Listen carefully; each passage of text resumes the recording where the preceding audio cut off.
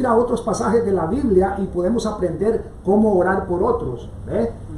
Hay pasajes y podemos ir a otros pasajes de la Biblia también y descubrir qué cosas tenemos, qué cosas podríamos orar por otras personas. Bueno, hay muchas cosas, hay muchos motivos por los cuales orar. Claro. Pero específicamente esta mañana aquí queremos ver cómo el apóstol Pablo oraba por estos hermanos filipenses, ¿no? Una ciudad allá en el primer siglo que se llamaba Filipo. Ahí está en el saludo, ¿verdad? Ahí lo dice él: Pablo y Timoteo, siervos de Jesucristo, a todos los santos en Cristo Jesús que están en Filipos. Filipos era una ciudad, ¿no? Sí. ¿Verdad? Así como quien dice Miami. Claro. A nosotros nos pueden decir miamenses, que somos de Miami, ¿no? Entonces, no sé si estará correcto el aforismo ese, ¿no? De miamenses, pero bueno, a los que vivían en Filipos les decían filipenses, ¿verdad? Y por eso la carta está redactada así. ¿De qué manera el apóstol Pablo? Primera cosa, cuando el apóstol Pablo oraba por estos hermanos, mire lo que dice él, ¿de qué manera estaba orando? Estaba orando siempre, siempre. Y mira el énfasis en el versículo, lo dice en el versículo 2 y lo dice también en el versículo 4, si no me equivoco. Gracias y paz a vosotros de Dios nuestro Padre y el Señor Jesucristo, dice el 2. El 3 dice: doy gracias a mi Dios siempre. Siempre estoy dando gracias a Dios, siempre que me acuerdo de vosotros, dice Pablo, siempre en todas mis oraciones, rogando con gozo por todos vosotros, siempre dándole gracias al Señor, orando por ustedes. Usted sabe que la tierra siempre está rodando. La tierra tiene dos movimientos. La tierra tiene un movimiento de traslación, que es cuando da vuelta alrededor del sol. Pero la tierra también tiene un movimiento de rotación.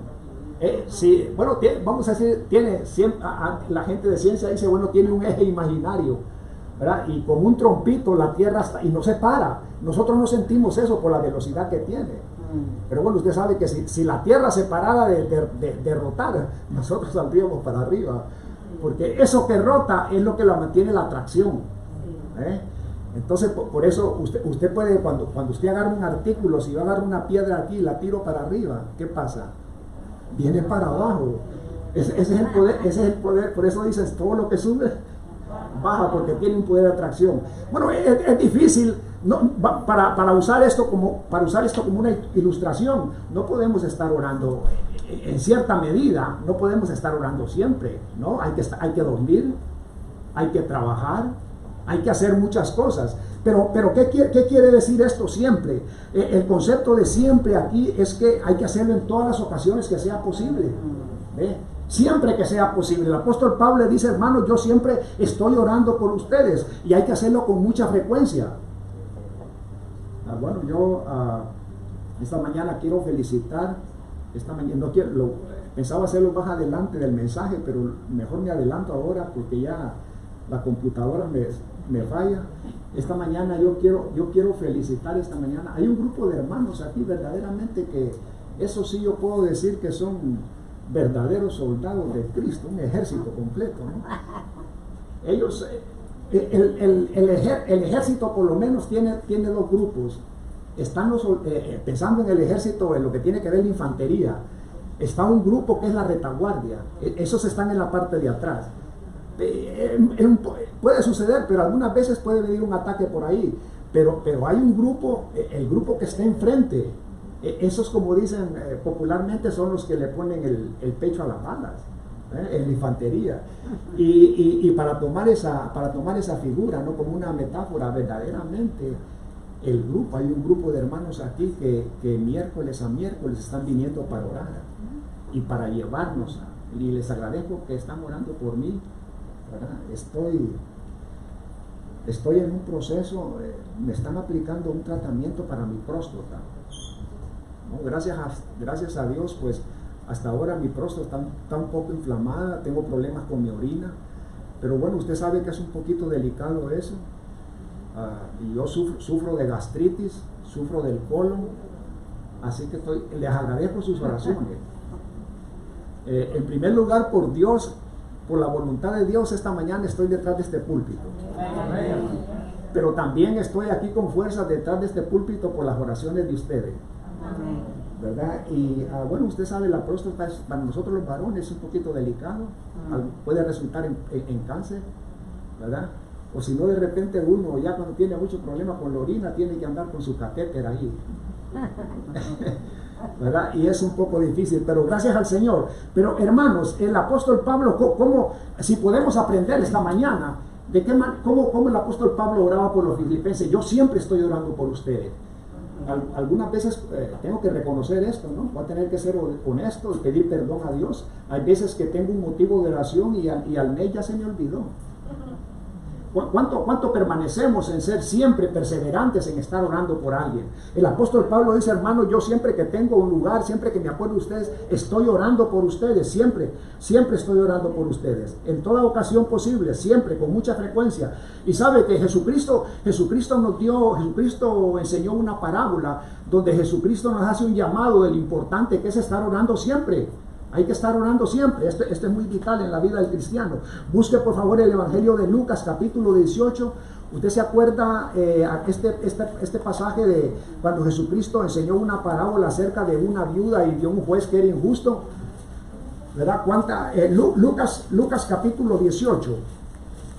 El Evangelio de Lucas capítulo 18, pensando en la necesidad que hay de orar siempre.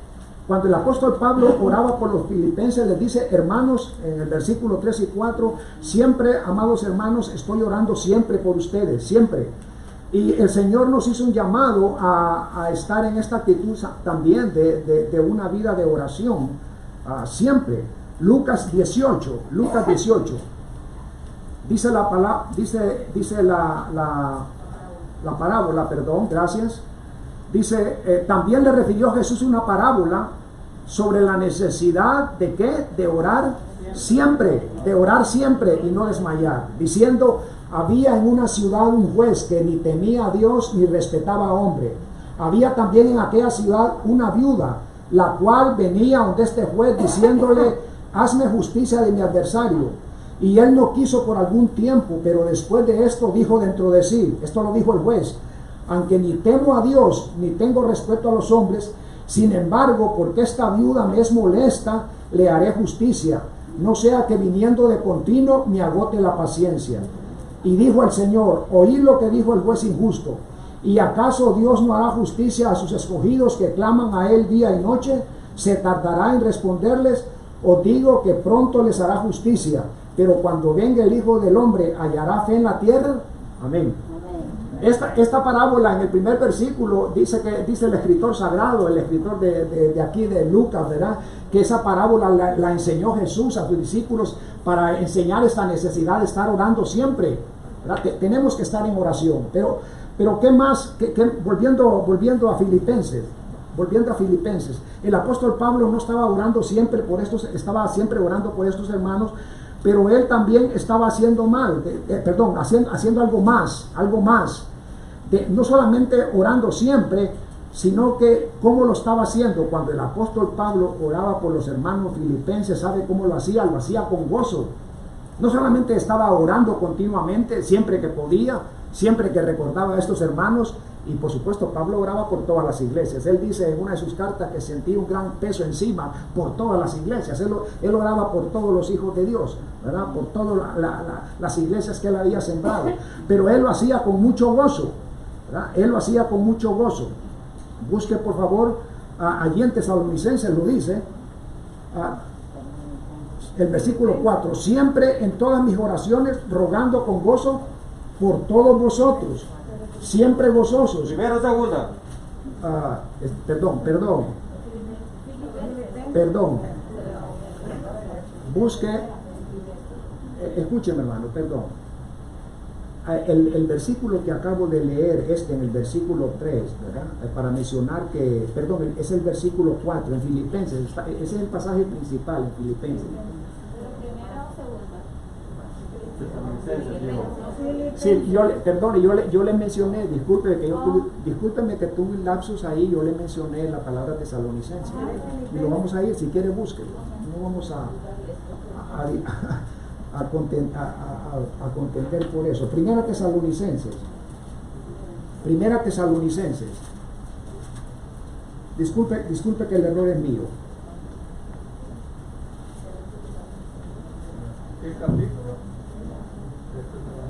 Capítulo 5.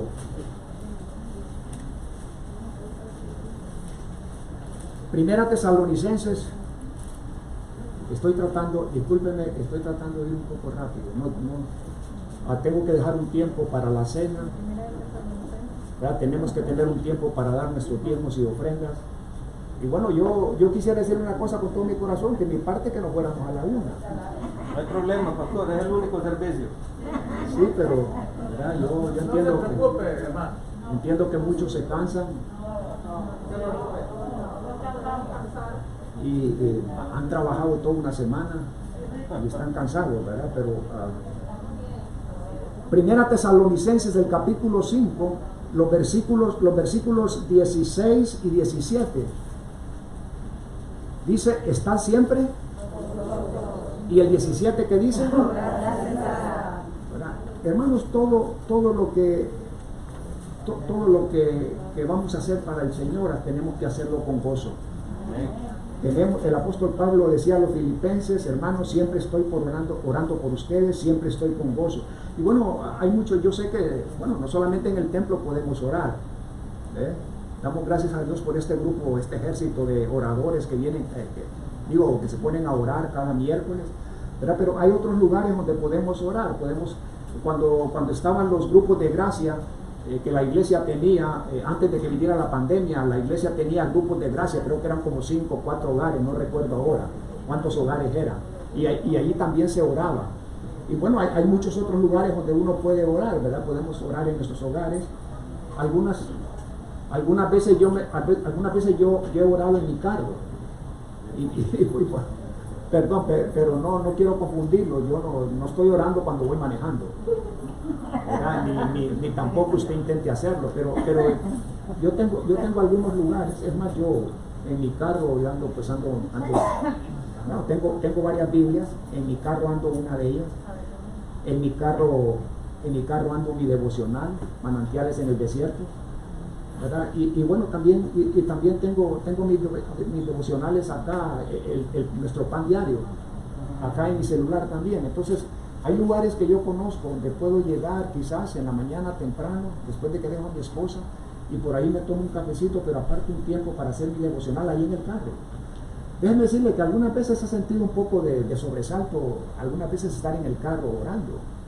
¿Ve? Porque quizás el carro está apagado y tengo mis vidrios del carro en alto, subidos, y de repente quizás yo inclino mi cabeza para orar, ¿no? Que es lo normal que hacemos para estar orando.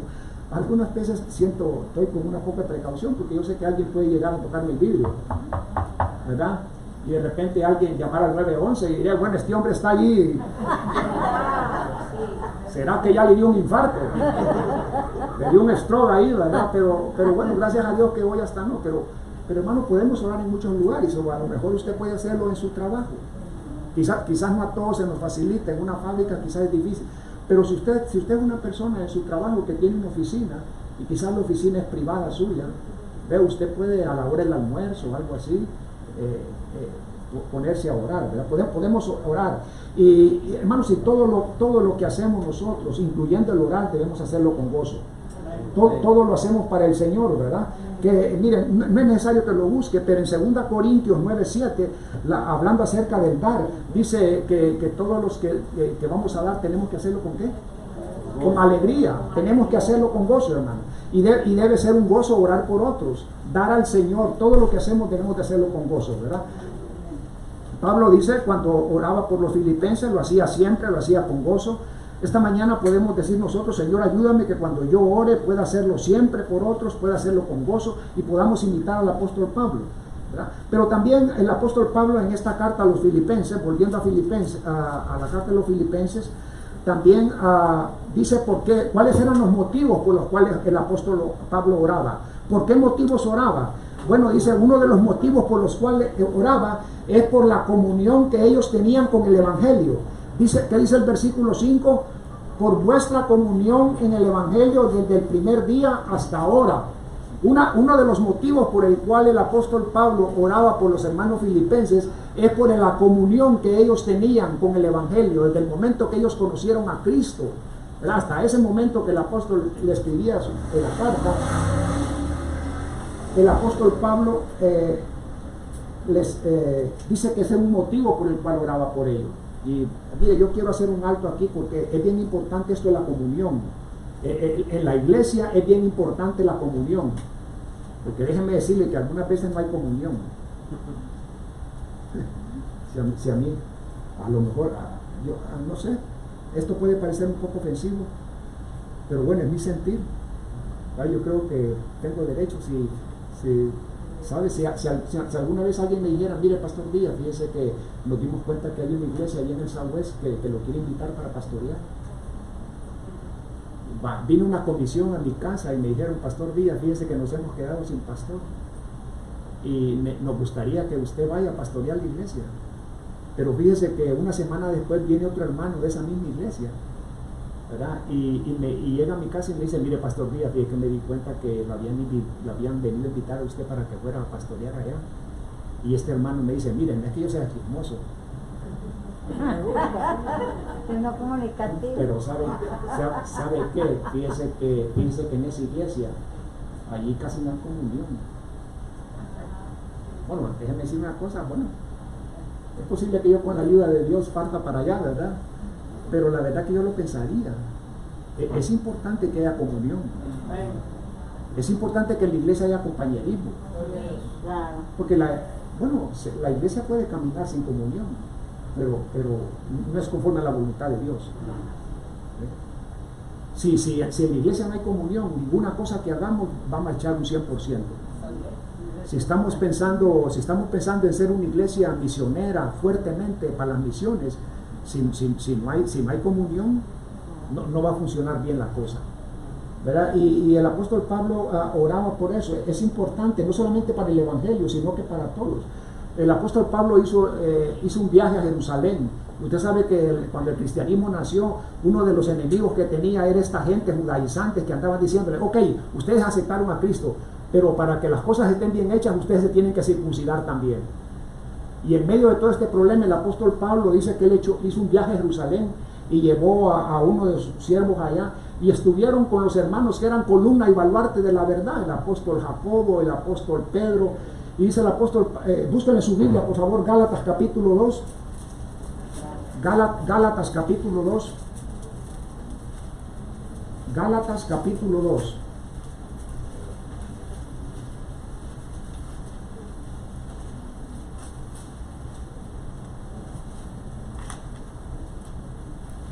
Gálatas capítulo 2, los versículos del 1 al 10, dice la palabra de Dios. Después de pasar los 14 años, yo subí otra vez a Jerusalén con Bernabé, llevando también conmigo a Tito, pero subí según una revelación, y para no correr o haber corrido en vano, expuse en privado a los que tenían cierta reputación del evangelio que predico entre los gentiles. Mas ni aún Tito, que estaba conmigo, con todo y ser griego, fue obligado a circuncidarse. Y esto a pesar de falsos hermanos que se habían introducido a escondidas, que entraban para espiar nuestra libertad que tenemos en Cristo Jesús, para reducirnos a esclavitud, a los cuales ni por un momento accedimos a someternos, para que la verdad del evangelio permaneciese con vosotros. Pero los que tenían reputación de ser algo, lo que hayan sido en otro tiempo, nada me importa.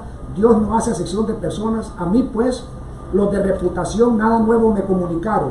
Antes, por el contrario, cuando vieron que a mí me había sido encomendado el evangelio de la incircuncisión, como a Pedro el de la circuncisión, pues el que actuó en Pedro para el apostolado de la circuncisión, actuó también en mí para con los gentiles, y reconociendo la gracia que me había sido dada, Jacobo, Cefas y Juan, que eran considerados como columnas, nos dieron a mí y a Bernabé la diestra en señal de compañerismo, para que nosotros fuéramos a las gentiles y ellos a la circuncisión. Solamente nos pidieron que nos acordásemos de los pobres, lo cual también procuré con diligencia hacer. Este era el relato que le estaba explicando. Estamos viendo aquí, hermano, una iglesia misionera. El apóstol Pablo con Tito, con Bernabé, este era un equipo de misioneros. Y estaba esta dificultad y ellos fueron a Jerusalén para arreglar las cosas. Y cuando estaban estas columnas de la iglesia ahí en Jerusalén, Cefas, Juan, dijeron, hermanos, no hay ninguna dificultad. Esto no va a venir a romper la comunión que tiene la iglesia y el trabajo que la iglesia está haciendo. ¿Y qué quiere decir esto? Que nos dieron la diestra, nos dieron la mano en señal de qué, de compañerismo. Entiéndase compañerismo ahí, que había comunión en la iglesia. Es importante que haya comunión en la iglesia, ¿verdad? No podemos unos tirar para un lado y otros tirar para otro, no. ¿Qué dice? Este salmo usted lo sabe de memoria. ¿Qué dice el Salmo 133:1? Mirad cuán bueno y cuán delicioso es habitar los hermanos juntos. ¿En qué? En armonía. Cuando hay armonía es que hay comunión, ¿verdad? ¿Y qué dice Santiago capítulo 3 versículo 18? Santiago capítulo 3 versículo 18, ¿qué dice? ¿Alguien puede hacer el favor de leerlo rapidito? Como que si estuviéramos en un esgrima bíblico.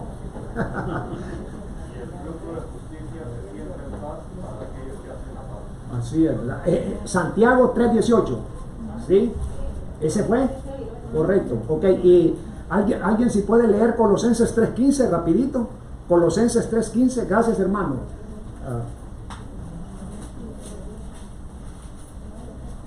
Y la paz de Dios gobierne en vuestros corazones, a la que asimismo fuiste llamados en un solo cuerpo, y sed agradecidos. Okay. Debe haber, ¿verdad?, esta comunión en la iglesia. Así como dice, ¿verdad? Mirá cuán bueno y cuán delicioso es que habiten los hermanos juntos en armonía. Hermano, una iglesia que no hay verdadera comunión allí en la obra del Señor, va a haber tropiezos. No debe ser así, ¿verdad? ¿Qué vamos a hacer cuando se rompe la comunión en la iglesia? Bueno, con la ayuda de Dios tenemos nosotros que tratar de restaurar el compañerismo. La Biblia nos dice que Cristo Jesús vino a reconciliarme a mí con Dios.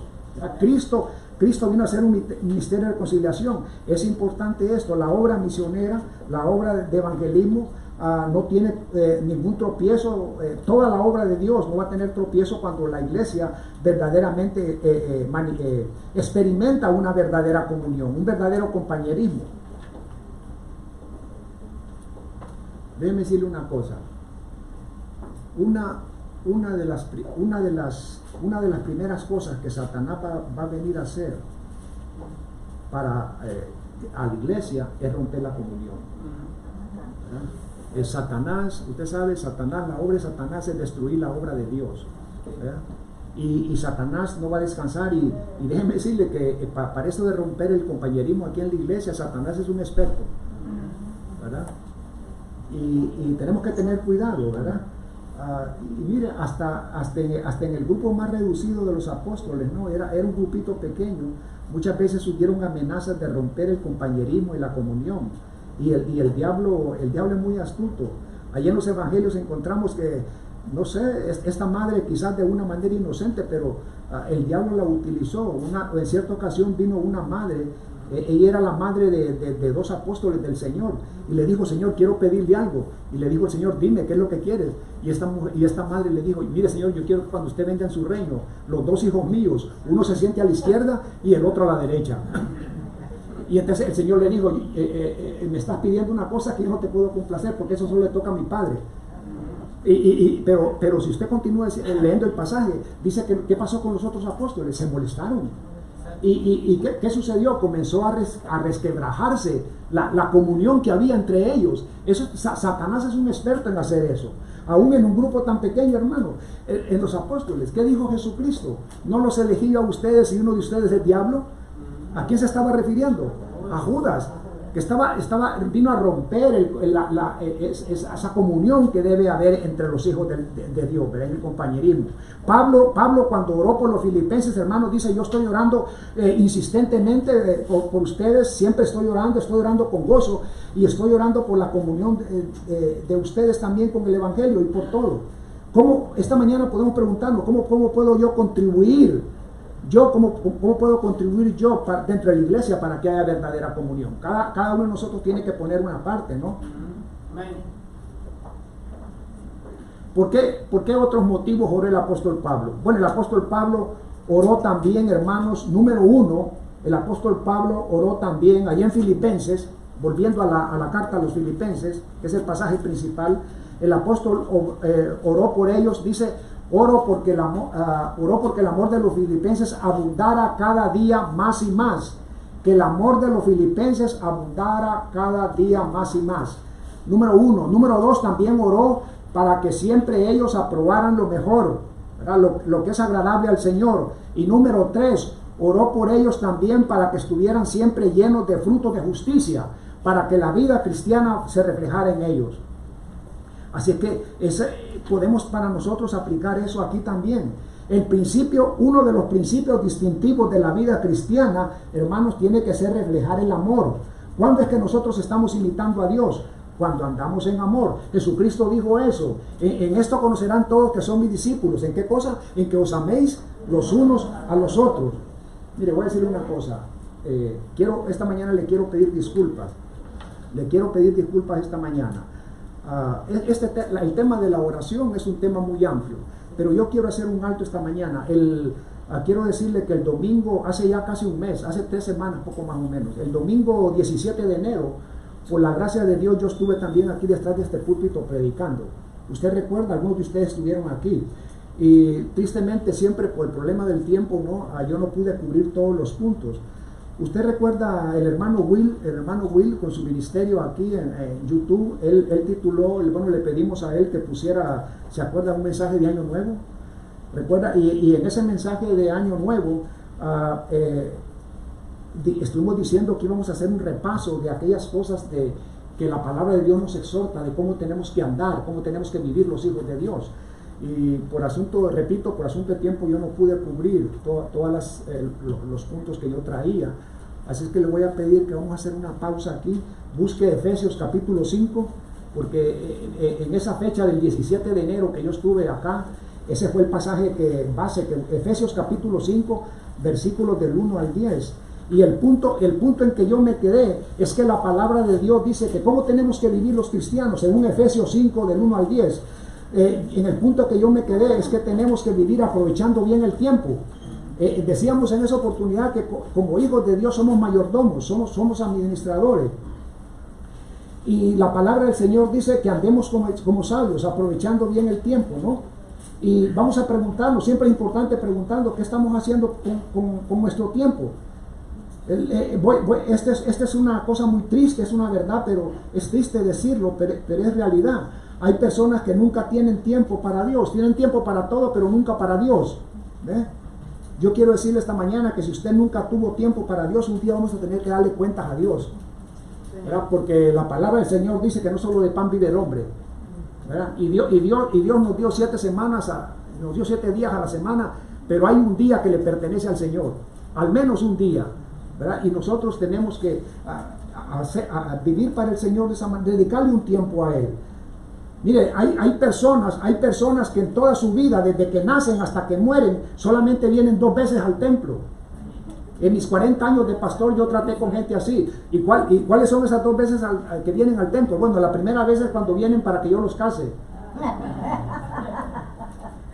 Y ese día sí que vienen, pero con una sonrisa, como dicen, de 200, ¿no? De 100 a 100. Lamentablemente, ¿sabe? La segunda vez que vienen ya no vienen tan sonrientes. La segunda vez que vienen bien, pero bien serios. La primera vez que vinieron, cuando vinieron para que yo los casara, entraron caminando, pero esta segunda vez ya vienen acostados. ¿Cómo goza? Perdón. ¿Sabe por qué? Porque ya vienen en el cajón. Y entonces ya viene bien serio. ¿Cómo se va a reír? Y la palabra de Dios dice que tenemos que vivir sabiamente. Hay cosas en la vida cristiana, hermanos, que tienen que tener prioridad. ¿Qué dice Dios en su palabra? Mas buscar primeramente el reino de Dios y su justicia. ¿Verdad? Tenemos que aprovechar el tiempo. ¿Qué más tenemos? La palabra de Dios ahí en Efesios 5, del 1 al 10, dice que tenemos que ser personas sensatas. ¿Usted sabe qué es una persona sensata? ¿Qué es una persona sensata? Una persona sensata es una persona que muestra buen juicio, una persona prudente. Estoy dando lectura a una definición aquí. Una persona sensata es una persona que muestra buen juicio, ¿verdad? Una persona prudente, una persona que con madurez toma decisiones y hace cada uno de sus actos. Los cristianos tenemos que vivir como personas sensatas. A ver, yo sé que ustedes son personas que son hijos de Dios, Dios les ha dado mucha sabiduría a ustedes, yo sé que ustedes van a saber, les quiero hacer 2 preguntas esta mañana. En los evangelios, la primera pregunta que les hago, en los evangelios encontramos la historia este es un relato bien conocido. Encontramos el relato de 2 hermanas, una de ellas se llamaba Marta y la otra se llamaba María. Ahora yo pensando en este concepto de ser sensato, quiero que me digan ustedes, de estas 2 hermanas, ¿cuál fue la sensata? ¿Ah? ¿A quién de estas 2 mujeres? ¿Usted recuerda ese pasaje cuando una día le dijo, Señor, mire, dígale a mi hermana que tenga cuidado aquí, porque estos calderos aquí en la cocina están, pero que está que hierve esto, ¿verdad? Y usted sabe una de estas otras hermanas que había hecho. ¿Qué había hecho la otra? Había venido a sentarse a los pies de quién. Ajá, ¿y cuál fue el elogio que Cristo dio para ella? ¿Qué le dijo a una de estas hermanas? Está muy afanada, ¿verdad? ¿Y sabe cuál escogió sabe quién fue más sensata? Esta que se vino a sentar aquí. ¿Sabe por qué? Porque está escuchando de mí palabras de vida. Hermanos, Efesios dice, vivan como personas sensatas. ¿Ver? A ver, otra pregunta acerca de esto. La Biblia nos habla el relato también de 10 vírgenes. ¿Cuáles fueron las sensatas? 5 que tenían aceite en su lámpara. Las que se prepararon, hermanos, las que se prepararon, ¿verdad? La palabra del Señor nos invita a que nosotros vivamos sensatos, ¿verdad? Yo quiero decir esta mañana, y bueno, tenemos un bonito grupo de jóvenes aquí, yo quiero decirte una cosa, joven, si tú no vienes a Cristo, sabes que tú eres, bueno, jóvenes y adultos, si tú no vienes a Cristo esta mañana, sabes que tú eres un insensato, y un día vas a tener que dar cuenta, ¿verdad? No en balde dice Cristo hablando de aquel hombre, ¿verdad? Que pensó más en ser rico para sí mismo que ser rico para Dios, ¿verdad? Cuando dijo, ¿cómo me ha producido la hacienda, ¿verdad? Ya sé lo que voy a hacer los graneros más grandes y le voy a decir a mi alma, disfruta de la vida. Y el Señor que le dijo, no seas tan insensato, no seas necio. Y si esta noche vienen a pedir tu alma, todo lo que has acumulado, ¿de quién va a ser? Aquí se va a quedar, porque cuando te vayas, ¿verdad? Te vas a ir con tus manos vacías. La palabra del Señor dice que tenemos que ser personas sensatas, ¿verdad? Efesios capítulo 5 dice también que nosotros cada día tenemos que andar dándole gracias a Dios por todo, no solamente por unas cosas, ¿verdad? Tenemos que darle gracias a Dios por todo, y tenemos que hacerlo, no solamente hay que dar gracias, sino que hay una fórmula para hacerlo. ¿Cuál es la fórmula para darle gracias a Dios?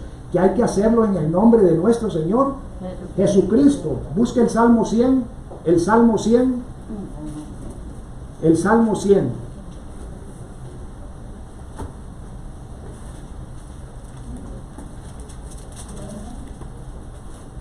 Cantad alegres a Dios, habitantes de toda la tierra, servid a Jehová con alegría, venid ante su presencia con regocijo, reconocer que Jehová es Dios, Él nos hizo y no nosotros a nosotros mismos. Pueblo suyo somos y ovejas de su prado. Entrad por sus puertas con acción de gracias, por sus atrios con alabanza. Alabadle, bendecid su nombre, porque Jehová es bueno, para siempre es su misericordia y su verdad es por todas las generaciones. La invitación, hermano, que el Señor nos hace en su bendita palabra, su eterna palabra, es que vengamos aquí con acciones de gracias. El apóstol Pablo, cuando escribió a los Efesios en el capítulo 5, dice, debemos de vivir los hijos de Dios cada día dándole gracias a Dios por todo, ¿verdad? Hasta por el coronavirus. Porque Dios tiene un propósito. Amén, amén. El hermano Pedro, yo no sé si usted recuerda el mensaje del domingo pasado. El hermano Pedro que estuvo predicando aquí el domingo pasado enseñó algo de eso, ¿verdad? Hay veces que nos cuesta dar gracias por cosas que tal vez yo pienso que son malas, pero Dios tiene un propósito para eso. ¿Usted recuerda cuando el apóstol Pablo con otro misionero fueron a dar a una cárcel por predicar el evangelio? Bueno, nosotros podíamos pensar, pero hombre, que pobrecitos, ¿verdad? Son hijos de Dios, andan haciendo la obra de Dios y fueron a parar en la cárcel. Pero ¿qué pasó? Mientras ellos estaban ahí, cantaban himnos a Dios, alababan al Señor. ¿Y cuál fue el resultado? Recuerda aquel pasaje cuando ellos estuvieron, no recuerdo ahora si fue Pablo o Pedro, que estuvieron una vez en la cárcel, ¿verdad? Y cuando la cárcel se abrió y vino el carcelero, ¿verdad? Y se quería matar, y los siervos le dijeron, no te mates, aquí estamos todos. Y aquel hombre dijo, ¿y qué tengo yo que hacer para ser salvo? Y le dijeron, cree tú en el Señor Jesucristo y serás salvo. y lo llevó a su casa, y dice que toda la familia de este hombre se convirtió al Señor. Y nosotros podíamos pensar, pero bueno, ¿por qué el Señor permitió, por qué el Señor fue tan grosero y permitió que Pablo o Pedro fueran a dar a la cárcel? Dios tiene un propósito en todo. Así que podemos dar gracias hasta por el virus, ¿no?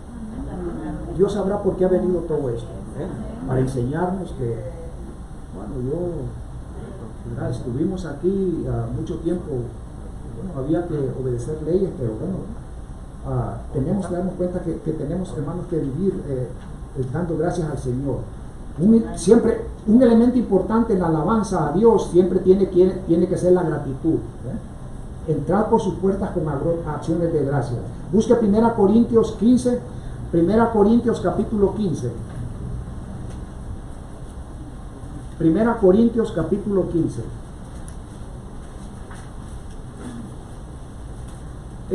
Cada día en nuestra vida, recién acabamos de comenzar un año nuevo. Cada año, cada día en nuestra vida, hermanos, debe ser vivir una vida con gratitud al Señor por todas las cosas que el Señor nos da. Muchas veces nos cuesta cuando hay dificultades, pero tenemos que dar gracias al Señor. ¿Qué dice 1 Corintios 15? A ver si hay un voluntario que lea el versículo 57 y 58. ¿Qué dice? ¿Qué dice el versículo 57 y 58?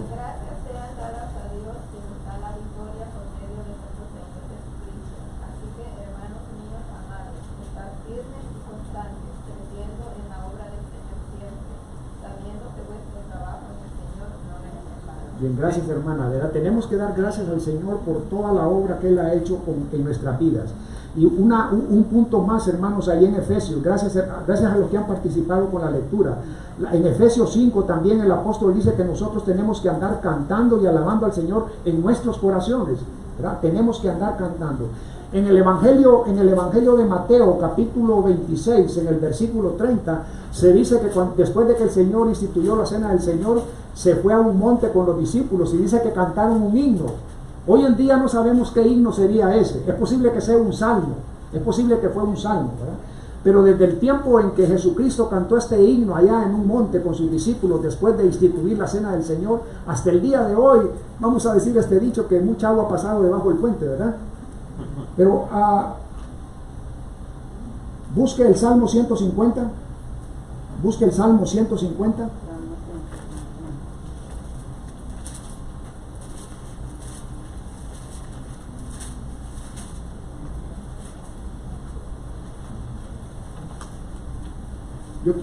Ya casi vamos a terminar, no se preocupe. Mire, en la iglesia, las alabanzas, el canto y la música, todo tiene que estar dedicado única y exclusivamente para la gloria de ¿quién? De Dios, ¿verdad? Damos gracias al Señor por este ministerio, de nuestros hermanos, por Milton, a las hermanas acá, de alabanza al Señor y estos himnos tan preciosos. Pero yo quisiera hacer una pregunta a usted. Tenemos que tener cuidado, hay muchas cosas y algo que ha caracterizado a esta iglesia, ¿verdad? Ha sido siempre la defensa de una sana doctrina. Y eso incluye la alabanza, la adoración, todo. Yo quisiera hacerles una pregunta a ustedes. No precisamente aquí, pero quizás en algún otro lugar que ustedes han visto. ¿Han visto ustedes algún peligro que tiene que ver con la adoración en alguna otra congregación? ¿Han visto ustedes quizás un actuar de la manera de celebrar la alabanza y todo que a ustedes creen que quizás no es bíblico? ¿Han visto algo ustedes así? Bueno, yo quisiera, yo no quiero molestar a nadie esta mañana, no es mi propósito, pero ¿usted cree posible que se pueda abrir las puertas para cantar un himno al ritmo de reggaetón? No creo que sea el ritmo, sino lo que dice. Hermano, pero sinceramente yo he visto, yo repito, yo no estoy en contra de muchas cosas que ayudan, ¿verdad?, a la celebración de la alabanza y del culto, pero sinceramente hay iglesias usted entra ahí y si el culto es de noche, prácticamente aquí es como una discoteca. Y tenemos que, yo creo, tener un poco de cuidado en eso, ¿verdad? Hoy en día, bueno, hay ministerios de música que prácticamente hay mucho canto hoy al ritmo no estoy en contra de la música, me gusta la música, adoro la música, ¿verdad? Pero bueno, usted sabe que últimamente se han infiltrado muchas cosas. Hoy hay grupos de jóvenes, bueno, hablamos de música contemporánea y bueno, hoy en la música cristiana hay mucho rock, ¿verdad? Pero hay veces que tenemos que tener un equilibrio porque hay una línea bien delgadita en la cual se puede romper, pasar de acá para acá, ¿verdad? Y allá tuve un hermano maestro de seminario que, bueno, él con la iglesia, bueno, así como el hermano, al estilo del hermano Pereda, ¿verdad? Y él en las clases de seminario, estuve 2 años en el seminario, y él siempre decía, hermanos estudiantes, siempre en mi iglesia, él siempre hacía esto, y voy a preguntarle a ustedes qué herramienta es esta. Yo digo una cosa que de ahí de esas 2 puertas para allá, pues pueden suceder muchas cosas. De esas 2 puertas para afuera pueden suceder muchas cosas, pero de esas 2 puertas para acá adentro hay muchas cosas que temprano hay que ponerle una tijerita, ¿verdad? Es importante, todo lo que hacemos, la gloria debe ser para Dios, ¿verdad? Y la alabanza. Y hermanos, nosotros los cristianos tenemos siempre que andar también, como dice ahí Efesios, hablando espiritualmente. Los cristianos también dice en Efesios, voy a decir esto, repito una vez más, hablando espiritualmente, los cristianos no tenemos que andar desnudos.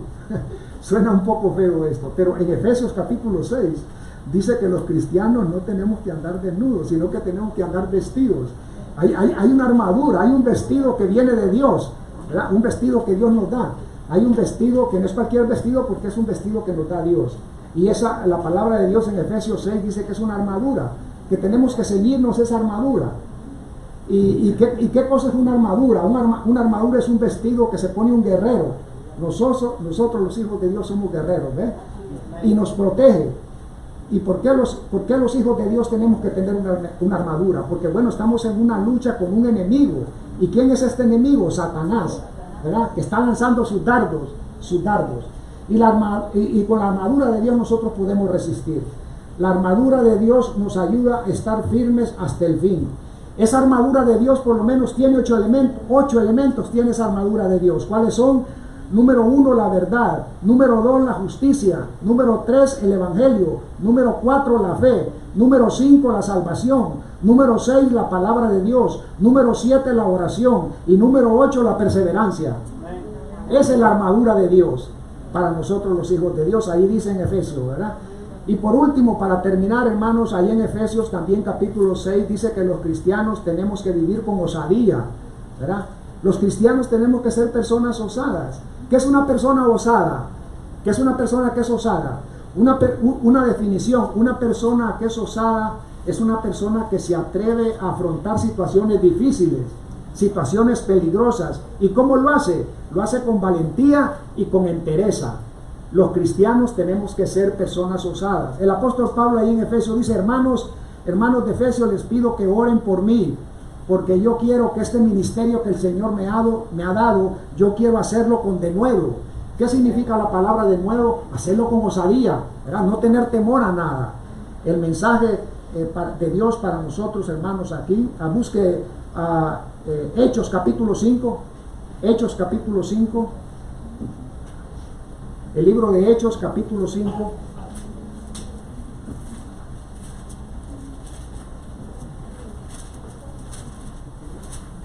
Hechos capítulo 5.